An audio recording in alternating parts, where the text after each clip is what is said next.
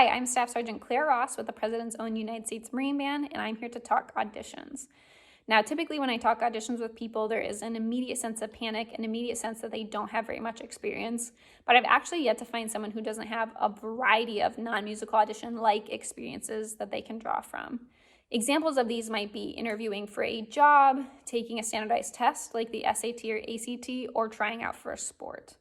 Now, in all of these, we typically find out as much as we can so that we can adequately prepare, and then we put into practice whatever that end result is. We practice taking that test, we practice taking that interview. And that's exactly how I approach auditions.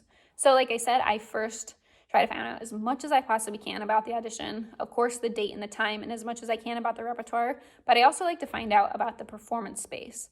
For me, I'm going to practice a little bit differently if I know I'm playing in a big booming orchestral hall versus a dry classroom when the judge is 10 feet away from me. And I like to recreate as much as I possibly can that performance venue in my practice space. I also like to look up on the internet, visually what it looks like, so it's one less distraction I have the day of. After that, I'm typically planning my practice sessions. As a brass player, it's super important that we're not cramming for auditions. The way we build up, stamina and endurance is by practicing as far in advance as we can and practicing with regularity. I also like to practice how I'm going to perform. A lot of people like playing auditions standing because they feel more confident, they feel more powerful, but for me, I feel more comfortable seated. If I'm a little bit shaky, I can put my horn on my leg. It's easier for me to empty my spit. It's easier for me to take a drink of water, so I absolutely always prefer playing seated, and that's how I practice. Now, about 2 weeks before the audition is when I think that's the time I have to know all the notes, all the rhythms, I have to be accurate, and that's when I'm doing mock auditions every single day. Now, I will grab anyone who will listen to me, anyone who can offer feedback, because some of the best feedback I've ever gotten has been by people who do not play my instrument. I'll do as many reps as I possibly can throughout that week, and then the week prior, leading up to the audition, is when I'm playing just for that heightened sense of nervousness, just for bodies, no feedback. I think it's important to not have feedback that close to an audition so that you're not going in thinking about that negative criticism and that you go in feeling confident.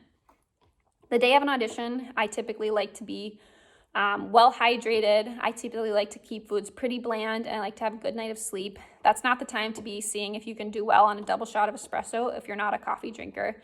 It's the time to keep things consistent, keep things boring, so that you can feel calm, cool, and collected going into the audition. Some general practice strategies I have for auditions are to record yourself as much as possible. I think it's pretty common that we feel like we're taking so long in between excerpts, but every time I've recorded myself an audition, I realize I'm really not taking that much time and that I can take more time to be more collected, to get more blood back into my face, to feel more calm going into that next excerpt. I also think it's important that we don't have weak excerpts. I've definitely taken auditions before that I've thought to myself, I really hope they don't call this one scale because it's my weak scale.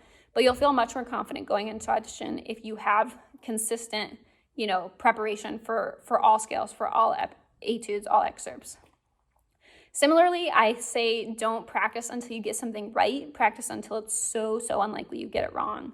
You don't want to be going into audition thinking, I hope this is the day I finally get Don Juan right. You want to be going into that audition thinking, I so rarely get this wrong. I know I'm going to get it right. I think you'll feel more collected, more confident. And with all of these strategies, I think you too can have a successful audition.